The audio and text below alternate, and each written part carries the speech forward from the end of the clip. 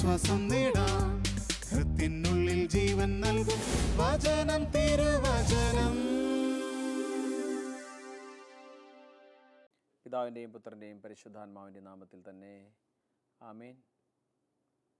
പ്രിയമുള്ളവരെ, വചനം തിരുവചനം എന്ന ശുശ്രൂഷയിലേക്ക് എല്ലാവർക്കും സ്വാഗതം. പഴയ നിയമത്തിലെ ഹഗ്ഗായി പ്രവചനത്തിലെ ഒരു ചിന്തയാണ് കർത്താവ് ഇന്ന് നമുക്കായി കരുതി വച്ചിരിക്കുന്ന വേദഭാഗം. ഹഗ്ഗായി എന്ന പ്രവചനം 2 അധ്യായമുള്ള ഒരു പുസ്തകമാണ്. 2 അധ്യായമേ ഉള്ളുവെങ്കിലും നമ്മുടെ ആത്മീയ ജീവിതത്തിന് ധാരാളം ആശയങ്ങൾ നിറഞ്ഞിരിക്കുന്ന ഒരു പുസ്തകമാണ് ഹഗ്ഗായി പ്രവചനം. ഹഗ്ഗായി എന്ന വാക്കിൻ്റെ അർത്ഥം തന്നെ ഉത്സവം എന്നാണ്. ഇസ്രായേൽ ജനത്തിന് ധാരാളം അടിമത്തങ്ങൾ ഉണ്ടായിട്ടുള്ളതായി നമുക്കെല്ലാവർക്കും അറിയാം. ഇസ്രായേൽ ജനത്തിന് ഏറ്റവും ആദ്യമുണ്ടായ അടിമത്തമാണ് ഈജിപ്ഷ്യൻ അടിമത്തം. 430 വർഷമായിരുന്നു ഈജിപ്റ്റ് ദേശത്ത് ഇസ്രായേൽ ജനം അടിമകളായി കഴിഞ്ഞിരുന്നത്. പിന്നീട് അവർക്ക് അസീറിയൻ അടിമത്തം ഉണ്ടായിട്ടുണ്ട്. പിന്നീട് അവർക്ക് ബാബേൽ പ്രവാസം 70 വർഷക്കാലം അവർക്കുണ്ടായിട്ടുണ്ട്. ആ അവസാനത്തെ അടിമത്ത കാലം കഴിഞ്ഞ്, അഥവാ ബാബേൽ പ്രവാസം കഴിഞ്ഞ് 70 വർഷം മറ്റൊരു രാജ്യത്ത് അടിമകളായി തീർന്നതിന് ശേഷം ദൈവം അവർക്ക് സ്വാതന്ത്ര്യം നൽകി. സ്വാതന്ത്ര്യം നൽകിയ ഇസ്രായേൽ ജനം അടിമത്തത്തിൽ തിരിച്ചു വരുന്നത് ഒന്ന് ഭാവനയിൽ കാണാമോ? വളരെ മനോഹരമായൊരു ദൃശ്യമായിരിക്കും അത്. 10-20 വർഷം ജയിലിൽ കഴിഞ്ഞ് ആ ജയിലിൽ നിന്ന് പുറത്തു വരുന്ന ഒരാൾ, പുറത്തു വരുന്നതിൻ്റെ തലേ ദിവസം അയാൾ ജയിൽ മുറിയിൽ എന്തായിരിക്കും ചെയ്യുക എന്ന് ചിന്തിച്ചു നോക്കിയാൽ മനോഹരമായൊരു ചിത്രം കിട്ടും. നാളെ എനിക്ക് വീട്ടിൽ പോകാം, നാളെ എനിക്ക് നാട്ടുകാരെ കാണാം, എൻ്റെ കൂട്ടുകാരെ കാണാം, ഉല്ലാസത്തോടെ ആയിരിക്കും അയാൾ. അതുപോലെ 70 വർഷത്തിന് ശേഷം അടിമകളായി ഇസ്രായേൽ ജനം തിരിച്ച് അവരുടെ നാട്ടിലേക്കുള്ള യാത്ര. ആ നാട്ടിലേക്കുള്ള യാത്രയിൽ അവരുടെ നാട്ടിൽ തിരിച്ചെത്തിയപ്പോൾ അവർ ആദ്യം ചെയ്തത്, അവരവരുടെ പള്ളി പണിയാൻ പോകുമോ? ഇല്ല, തീർച്ചയായും ഇല്ല. അവരവരുടെ വീട് എവിടെയാണെന്ന് കണ്ടുപിടിക്കാൻ ശ്രമിക്കും. അവരുടെ കൃഷിയിടങ്ങൾ എവിടെയാണെന്ന് കണ്ടുപിടിക്കാൻ ശ്രമിക്കും. അങ്ങനെ അവരുടെ വീടിനെയും കൃഷിസ്ഥലങ്ങളെയും എല്ലാം നോക്കി അതിലൊതുങ്ങിത്തീർന്നപ്പോൾ ഹഗ്ഗായി പ്രവാചകൻ ഇപ്രകാരം പ്രവചനത്തിൽ പറഞ്ഞു: ഈ ആലയം തകർന്നു കിടക്കുന്ന ഈ സമയം നിങ്ങൾക്ക് മച്ചിട്ട ഭവനങ്ങളിൽ വസിക്കാനുള്ളതാണോ? ദൈവത്തിൻ്റെ ആലയം തകർന്നു കിടക്കുമ്പോൾ നിങ്ങൾ നിങ്ങളുടെ ഭവനങ്ങളുടെ കാര്യത്തെക്കുറിച്ച് വ്യഗ്രതചിത്ത ആകുന്നത് എന്തുകൊണ്ട്? കർത്താവിൻ്റെ ആലയം പണിയുവിൻ, പണിയുവിൻ എന്നാണ് അവിടെ പറയുന്നത്. എന്നാൽ നാം ചിന്തിക്കേണ്ടത് ആ 2-ാമത്തെ അധ്യായത്തിലേക്ക് വരുമ്പോഴുള്ള ഒരു വേദഭാഗമാണ് നമ്മുടെ വിചിന്തനത്തിന് വേണ്ടി നാം എടുത്തിരിക്കുന്നത്. ആ വിചിന്തന ഭാഗം ഹഗ്ഗായി പ്രവചനം 2-ാമത്തെ അധ്യായം 11 മുതലുള്ള വാക്യങ്ങളാണ്. ആ 11 മുതലുള്ള വാക്യങ്ങളിൽ ഹഗ്ഗായി പ്രവാചകൻ പറയുന്നു, പുരോഹിതന്മാരോട് ഈ പ്രശ്നത്തിൻ്റെ ഉത്തരം ചോദിക്കുവിനെന്നാണ് പറയുന്നത്. ഒരു പ്രശ്നം, ആ പ്രശ്നം പറഞ്ഞിട്ട് ഈ പ്രശ്നത്തിൻ്റെ ഉത്തരം പുരോഹിതന്മാരോട് ചോദിക്കുവിൻ. ആ വേദഭാഗം നമുക്കൊന്ന് വായിച്ചു കേൾക്കാം. ഹഗ്ഗായി പ്രവചനം 2-ാമത്തെ അധ്യായം 11 മുതൽ വാക്യങ്ങൾ. സൈന്യങ്ങളുടെ കർത്താവ് അരുളി ചെയ്യുന്നു, പുരോഹിതന്മാരോട് ഈ പ്രശ്നത്തിൻ്റെ ഉത്തരം ചോദിക്കുവിൻ.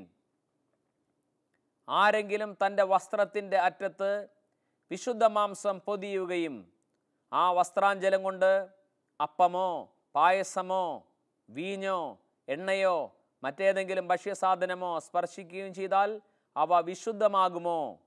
ഇല്ല, പുരോഹിതന്മാർ പറഞ്ഞു. ചോദിക്കുന്ന ചോദ്യം ശ്രദ്ധിക്കണം. ഒരു തുണിയുടെ അറ്റത്ത് യാഗത്തിന് കൊണ്ടുവന്ന ആടിൻ്റെയോ കാളയുടെയോ മാംസം യാഗപീഠത്തിൽ വെച്ചിരിക്കുന്നു. ആ യാഗപീഠത്തിൽ അർപ്പിച്ച മാംസം വിശുദ്ധമാണ്. ആ വിശുദ്ധ മാംസം ഒരു തുണിയിൽ പൊതിഞ്ഞു പിടിച്ചിരിക്കുകയാണ്. എന്നിട്ട് ആ വിശുദ്ധ മാംസം കൊണ്ട് കുറച്ച് അപ്പത്തിൽ സ്പർശിച്ചു, കുറച്ച് എണ്ണയിൽ സ്പർശിച്ചു, കുറച്ച് പായസം വെച്ചിരിക്കുന്നു, അതിൽ സ്പർശിച്ചു. അതുകൊണ്ട് ആ ഭക്ഷണ സാധനങ്ങൾ, ആ പായസമോ വീഞ്ഞോ എണ്ണയോ വിശുദ്ധമായി തീരുമോ എന്നാണ് പുരോഹിതന്മാരോട് ചോദിച്ചത്. പുരോഹിതന്മാർ പറഞ്ഞു, ഇല്ല, അത് വിശുദ്ധമായി തീരുകയില്ല. അപ്പോൾ 2-ാമത്തെ ചോദ്യം ചോദിച്ചു. ആ ചോദ്യം ശ്രദ്ധിക്കണമേ. ഹഗ്ഗായി ചോദിച്ചു, ശവശരീരത്തിൽ സ്പർശിച്ച് അശുദ്ധനായ ഒരുവൻ ഇതിലേതെങ്കിലും ഒന്നിനെ സ്പർശിച്ചാൽ അത് അശുദ്ധമാകുമോ? അശുദ്ധമാകും, അവർ പറഞ്ഞു. മൃതശരീരത്തെ തൊട്ടാൽ പഴയ നിയമം അനുസരിച്ച് ആ തൊട്ടാൾ അശുദ്ധനായി തീർന്നു. അങ്ങനെ മൃതശരീരത്തിൽ തൊട്ട് അശുദ്ധനായ ഒരാൾ ഈ പായസത്തിലോ എണ്ണയിലോ വീഞ്ഞിലോ സ്പർശിച്ചാൽ അത് അശുദ്ധമാകുമോ? പുരോഹിതന്മാർ പറഞ്ഞു അത് അശുദ്ധമാകും. എന്താണ് ഇവിടെ നിന്ന് നമ്മൾ മനസ്സിലാക്കേണ്ട ആത്മീയ പാഠം? തിരുവചനം നമ്മെ പഠിപ്പിക്കുന്നു, ദൈവം പരിശുദ്ധനായിരിക്കുന്നത് പോലെ നിങ്ങൾ പരിശുദ്ധരാകുവിൻ. ദൈവം പരിശുദ്ധനായിരിക്കുന്നത് പോലെ. വേറെ ആരെയും ദൃഷ്ടാന്തമായി എടുക്കാൻ ദൈവം ഇടവരുത്തുന്നില്ല. ദൈവത്തെ തന്നെ നോക്കൂ, ദൈവത്തിൻ്റെ പരിശുദ്ധിയിൽ ശ്രദ്ധിക്കൂ. ആ പരിശുദ്ധനോട് ഒട്ടി നിൽക്കുന്നവർക്ക് മാത്രമാണ് പരിശുദ്ധിയിൽ പങ്കുകാരാൻ ആകുവാൻ സാധിക്കുക. വിശുദ്ധി പകരുകയില്ല, അശുദ്ധി പകരും. അതുകൊണ്ടല്ലേ നമ്മൾ വിദ്യാർത്ഥികളോടൊക്കെ പറയുന്നത് സജ്ജന സംസർഗമുണ്ടാകണം, നല്ല ജനങ്ങളായിട്ട് സംസർഗമുണ്ടാകണം. നല്ല സ്വഭാവം അവരിന്ന് പഠിക്കാൻ വേണ്ടിയിട്ടാണ്. പക്ഷെ നമ്മൾ മനസ്സിലാക്കണം, വിശുദ്ധി അതിനപ്പുറത്താണ് നിൽക്കുന്നത്.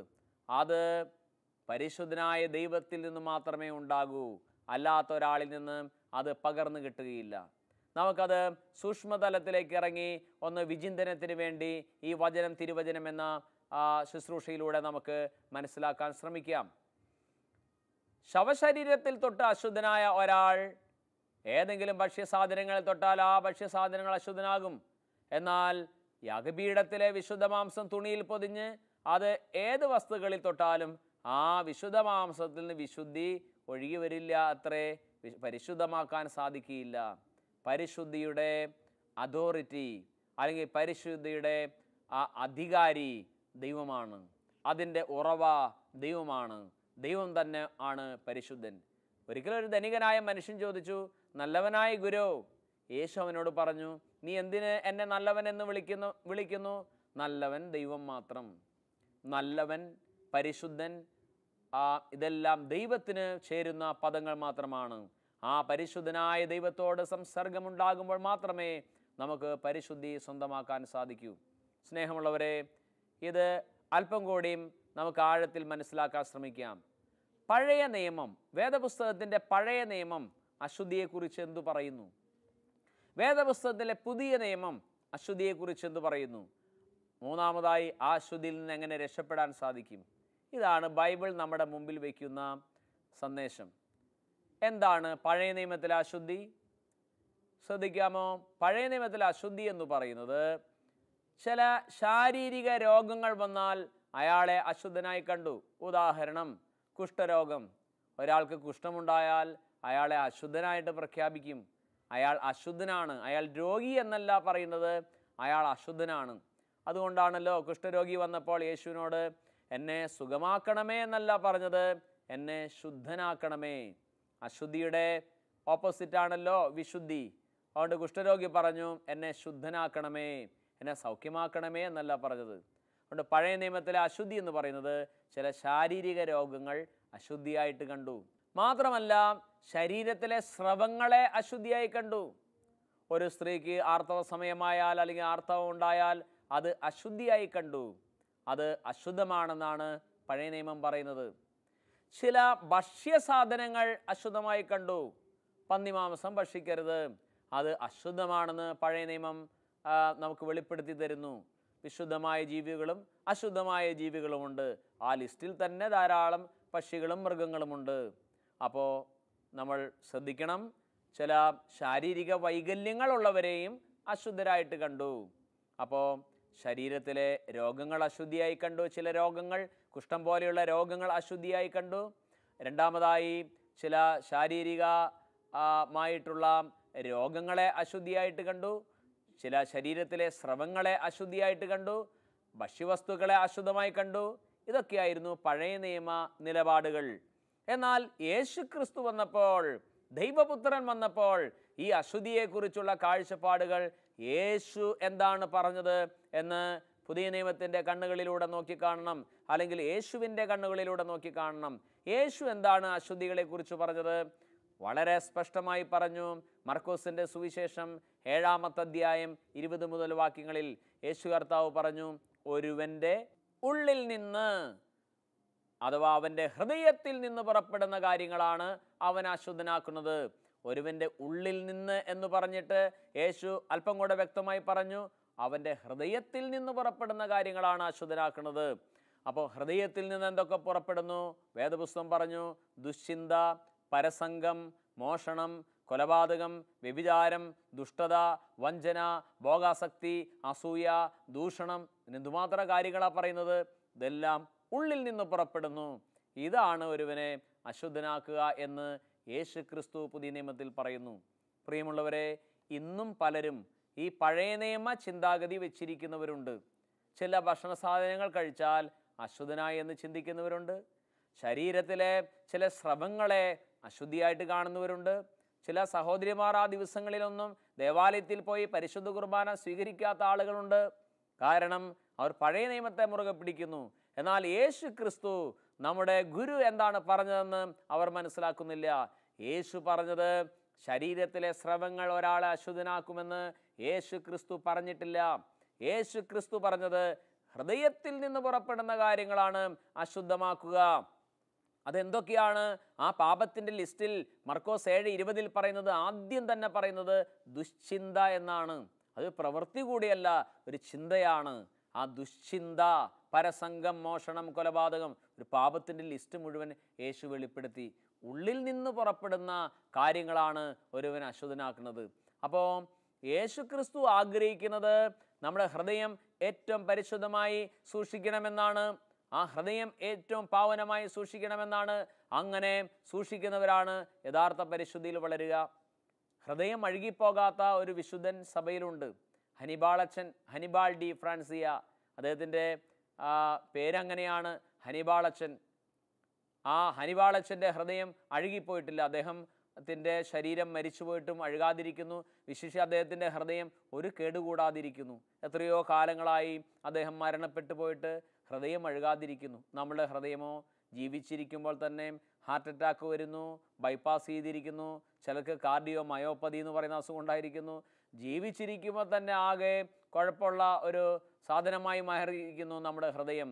എന്നാൽ ഇന്ന് തിരുവചനം നമ്മെ പഠിപ്പിക്കുന്നു, നിന്റെ ഹൃദയം അശുദ്ധി പുറപ്പെടുന്ന ഒരു അവയവമായി മാറരുത്. അശുദ്ധി ഹൃദയത്തിൽ നിന്നാണ് പുറപ്പെടുക. മനുഷ്യൻ്റെ ചാച്ചിലുകൾ മുഴുവൻ അശുദ്ധിയിലേക്കാണ്, തിന്മയിലേക്കാണ്.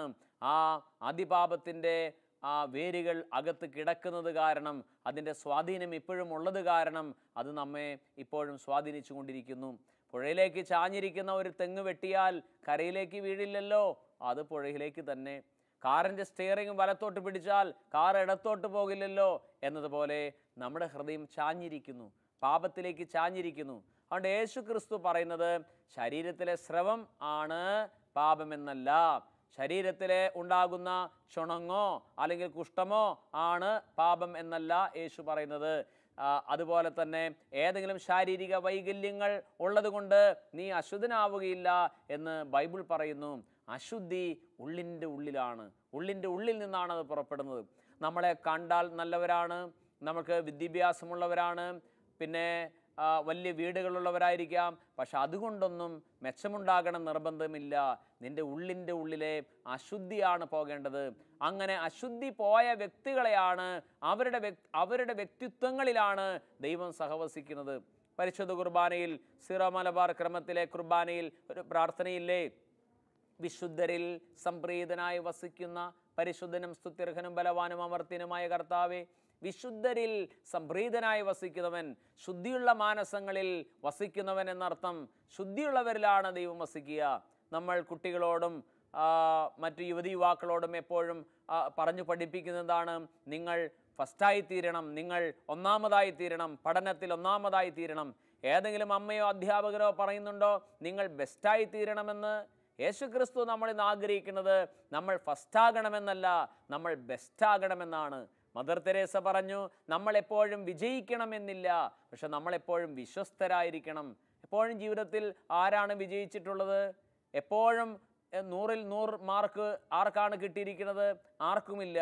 അതുകൊണ്ട് നമ്മളെപ്പോഴും വിജയിക്കണമെന്ന് നിർബന്ധമില്ല, പക്ഷെ നമ്മളെപ്പോഴും വിശ്വസ്തരായിരിക്കണമെന്ന് യേശു കർത്താവ് ആഗ്രഹിക്കുന്നു. നമ്മുടെ കുടുംബജീവിതത്തിൽ, വ്യക്തിപരമായ ജീവിതത്തിൽ, നമ്മുടെ ജോലി സ്ഥലങ്ങളിൽ എല്ലായിടത്തും വിശ്വസ്തത പാലിക്കാൻ ദൈവം ആഗ്രഹിക്കുന്നു. അപ്പോൾ അതുകൊണ്ട് പഴയ നിയമം പറയുന്ന അശുദ്ധിയുടെ കാഴ്ചപ്പാടല്ല യേശു തമ്പുരാൻ പറയുന്നത്. യേശു തമ്പുരാൻ പറയുന്നത് ഉള്ളിൻ്റെ ഉള്ളിൽ നിന്ന് പുറപ്പെടുന്ന കാര്യങ്ങളാണ് ഒരാളെ അശുദ്ധനാക്കുക എന്നാണ് ബൈബിൾ പഠിപ്പിക്കുന്നത്. മൂന്നാമതായി ചിന്തിക്കൂ, ഈ അശുദ്ധിയിൽ നിന്ന് എങ്ങനെ രക്ഷപ്പെടാം? പഴയ നിയമത്തിലെ അശുദ്ധി വേറെ, പുതിയ നിയമത്തിലെ അശുദ്ധി വേറെ. പക്ഷെ എങ്ങനെ രക്ഷപ്പെടാം എന്നുള്ളതും യേശു കർത്താവ് തിരുവചനത്തിൽ നമ്മളെ പഠിപ്പിച്ചു. എങ്ങനെയാണ് അശുദ്ധിയിൽ നിന്ന് രക്ഷപ്പെടുക? അശുദ്ധിയിൽ നിന്ന് ഒരാൾക്ക് സ്വയം രക്ഷപ്പെടാൻ സാധ്യമല്ല. നല്ല ആരോഗ്യമുള്ളൊരു ചെറുപ്പക്കാരനെ ഒരു കണ്ണാടിയുടെ മുമ്പിൽ കൊണ്ടു നിർത്തുക. അദ്ദേഹത്തോട് പറയാ, സഹോദര, നിങ്ങൾ നിങ്ങളുടെ ഷൂവിൽ തന്നെ വളഞ്ഞു നിന്നൊന്ന് പിടിക്കാമോ? പിടിച്ചു. ഇനിയൊന്ന് ഉയർത്തിയ തറയിൽ നിന്നൊന്ന് ഉയർത്താൻ പറഞ്ഞു നോക്കൂ. അയാൾ ഉയർത്താൻ പറ്റുമോ? അയാളെ ഉയർത്തിയാൽ അയാൾ നടും തല്ലി താഴെ വീഴും. അല്ലെങ്കിൽ ഒരാൾക്ക് ആരോഗ്യമുള്ള ഒരാൾക്ക് അയാളുടെ കക്ഷത്തിൽ തന്നെ കൈവച്ച് ഉയർത്താൻ പറ്റുമോ? നമുക്ക് നമ്മെ ഉയർത്താൻ സാധ്യമല്ല. നമുക്ക് നമ്മെ നന്നാക്കാൻ സാധ്യമല്ല. നമുക്ക് സ്വയം നമ്മെ നന്നാക്കാൻ സാധ്യമായിരുന്നെങ്കിൽ യേശു ക്രിസ്തു ക്രൂശിൽ മരിക്കേണ്ട വല്ല കാര്യമുണ്ടായിരുന്നോ? നമുക്ക് സ്വയം നന്നാകാൻ സാധിക്കില്ല. നമുക്ക് നന്നാകണമെന്ന് ആഗ്രഹിക്കാം. യേശു ക്രിസ്തു വചനത്തിൽ പറഞ്ഞില്ലേ, യോഹന്നാൻ 15:5, എന്നെ കൂടാതെ നിങ്ങൾക്കൊന്നും ചെയ്യാൻ സാധ്യമല്ല. അപ്പോൾ അശുദ്ധിയിൽ നിന്ന് സ്വയം കരകയറി വരുവാൻ മനുഷ്യന് സ്വയമേവ സാധ്യമല്ല. സ്വന്തം ഇച്ഛാശക്തിക്ക് സാധ്യമല്ല. പിന്നെയോ ക്രിസ്തു യേശുവിൻ്റെ മരണം കൊണ്ട് മാത്രമേ നമുക്ക് രക്ഷപ്പെടാൻ സാധിക്കൂ. സ്നേഹമുള്ളവരെ, അതുകൊണ്ട് യേശു കർത്താവ് പുതിയ നിയമത്തിൽ പറഞ്ഞു വെച്ചു എങ്ങനെ അശുദ്ധിയിൽ നിന്ന് രക്ഷപ്പെടാം. എങ്ങനെയാണ് രക്ഷപ്പെടാം എന്ന് പറഞ്ഞിരിക്കുന്നത്?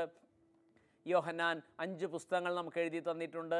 യോഹന്നാൻ എഴുതിയ സുവിശേഷം, 1-ാം ലേഖനം, 2-ാം ലേഖനം, 3-ാം ലേഖനം, വെളിപ്പാടിൻ്റെ പുസ്തകം. ഇങ്ങനെ 5 പുസ്തകങ്ങൾ യോഹന്നാൻ്റെ സംഭാവനയാണ്.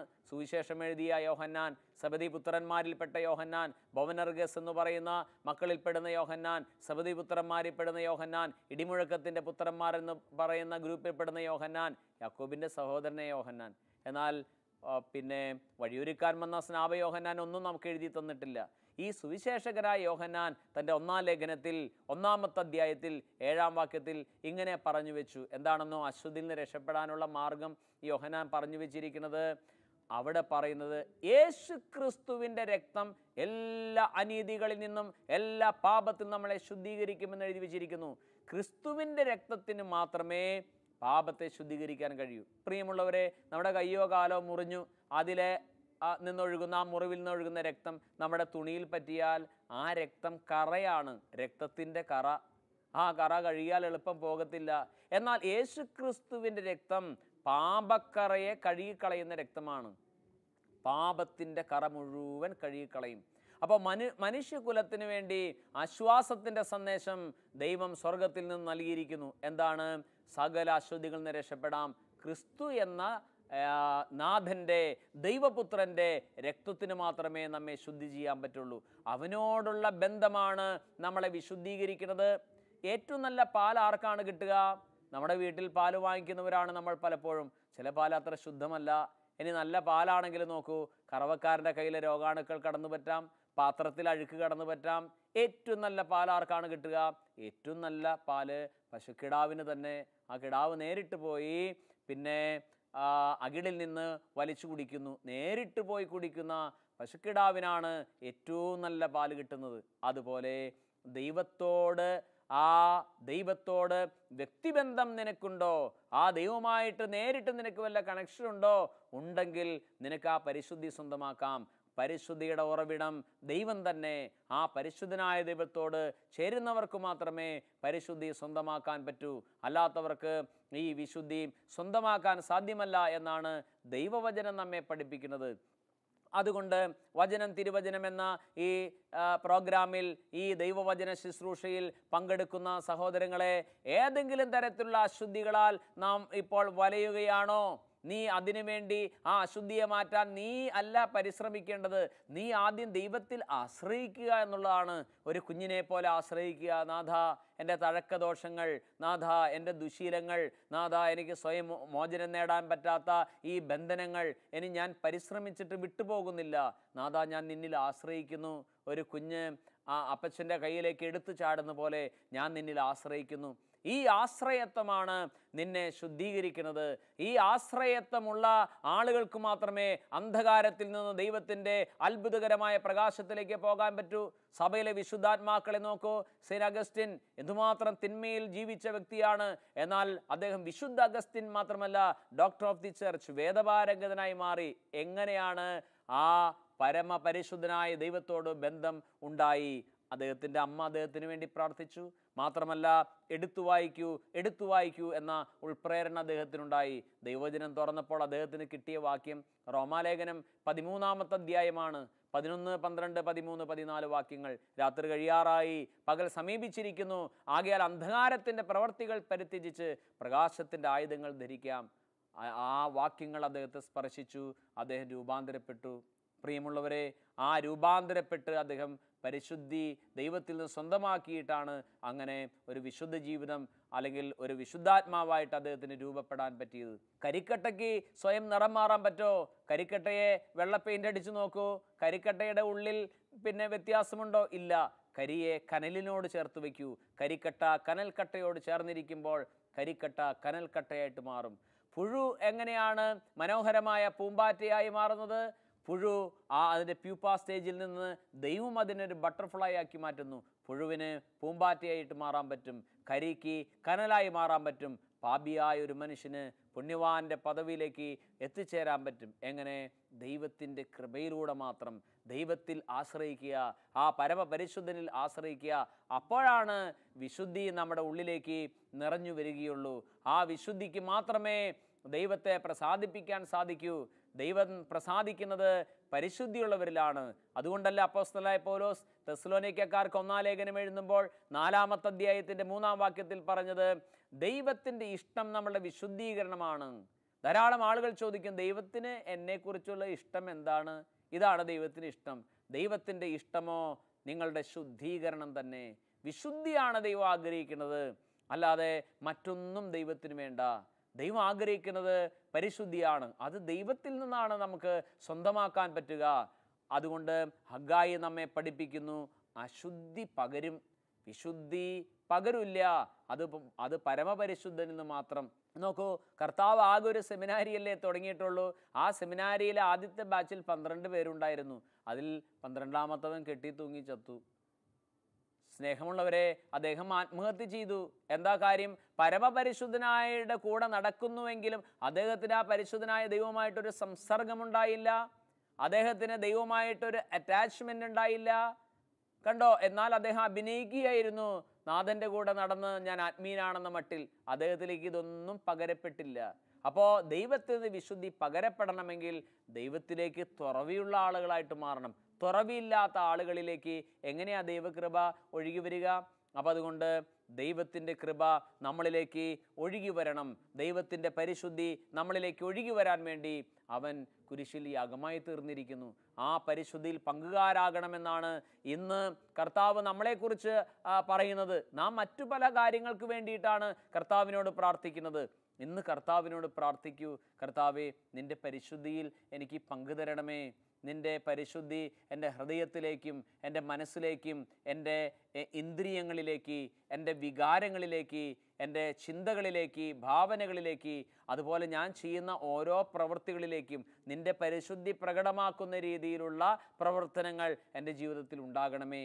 അങ്ങനെയാണ് കർത്താവിനോട് പ്രാർത്ഥിക്കേണ്ടത്. അല്ലാതെ നമ്മുടെ എല്ലാ കാര്യങ്ങളും നോക്കി നടത്തുന്ന ഒരു വാച്ച്മാൻ്റെ ഡ്യൂട്ടി അല്ല ദൈവത്തിന് കൊടുക്കേണ്ടത്. ദൈവം എൻ്റെ ഉള്ളിൽ വസിക്കട്ടെ. ആ പരിശുദ്ധനായ ദൈവത്തിൻ്റെ വാസസ്ഥലമായി എൻ്റെ ഹൃദയം മാറട്ടെ. ഞാനും അങ്ങനെ പരിശുദ്ധിയുടെ പടവുകൾ ചവിട്ടിക്കയറുവാൻ ഇടവരട്ടെ. ദൈവത്തിനോട് അക്കാര്യത്തിന് വേണ്ടി ചോദിക്കുക. ആ പരിശുദ്ധി നമ്മളിൽ നിറയുവാൻ ദൈവമായ കർത്താവ് ഇടവരുത്തും. നമുക്ക് കർത്താവിനോട് അതിനുവേണ്ടി പ്രാർത്ഥിക്കാം. കണ്ണുകളടച്ച് പ്രാർത്ഥിക്കാം. കർത്താവേ, പരിശുദ്ധമായിട്ടുള്ള നിൻ്റെ ചിന്തകൾ ഞങ്ങൾക്ക് പകർന്നു തന്നതിന് നന്ദി പറയുന്നു. പ്രസംഗിച്ച അടിയനും കേട്ട അങ്ങയുടെ പ്രിയ മക്കളും നിൻ്റെ പരിശുദ്ധിയിൽ പങ്കുകാരാകുവാൻ നീ ഇടവരുത്തണമേ. ഏതെങ്കിലും തരത്തിലുള്ള അശുദ്ധികളിൽ ഞങ്ങൾ കെട്ടപ്പെട്ട് കിടക്കുകയാണെങ്കിൽ, അശുദ്ധികളുള്ള ബന്ധങ്ങളിലും ബന്ധനങ്ങളിലും ഞങ്ങളായിരിക്കുന്നെങ്കിൽ, നാഥ, ആ ബന്ധങ്ങളും ബന്ധനങ്ങളും അകറ്റി പരിശുദ്ധനായ നീയുമായി എന്നും ബന്ധം സ്ഥാപിക്കുവാൻ, ഓരോ നിമിഷത്തിലും ആ ബന്ധത്തിലായിരിക്കുവാൻ ഞങ്ങളെ അനുഗ്രഹിച്ചാലും.